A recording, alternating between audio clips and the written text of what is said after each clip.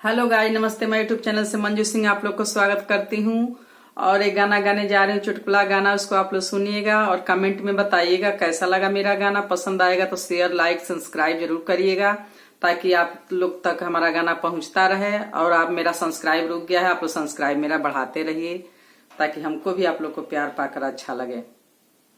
ई कजरा बड़ा बेईमान हो, कजरा हम ना लगइबे। ई कजरा बड़ा बेईमान हो, कजरा हम ना लगइबे। कजरा लगाई हम बगिया गई थी, कजरा लगाई हम बगिया गई थी। मलिया करे परेशान हो, कजरा हम ना लगइबे। मलिया करे परेशान हो, कजरा हम ना लगइबे।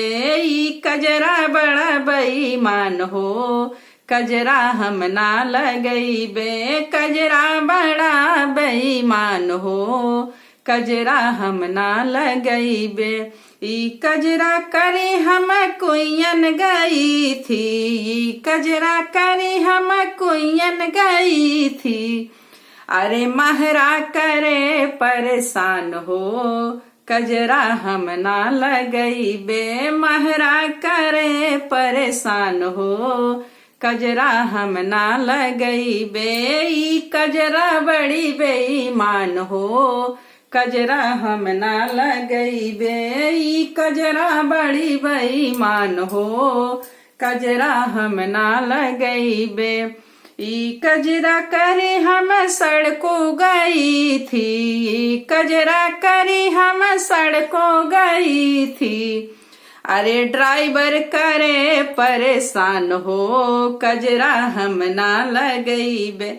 ड्राइवर करे परेशान हो, कजरा हम ना लगइबे।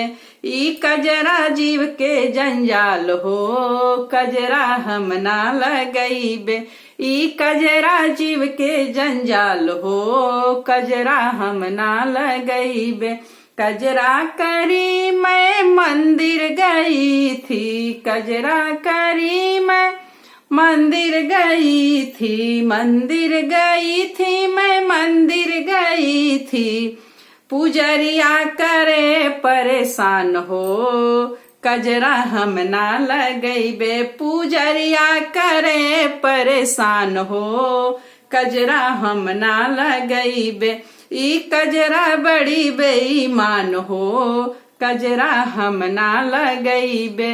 ई कजरा बड़ी बेईमान हो, कजरा हम ना लगइबे। हेलो गाइस, नमस्ते, प्रणाम। आप लोग बताइए कमेंट में कैसा लगा मेरा गाना।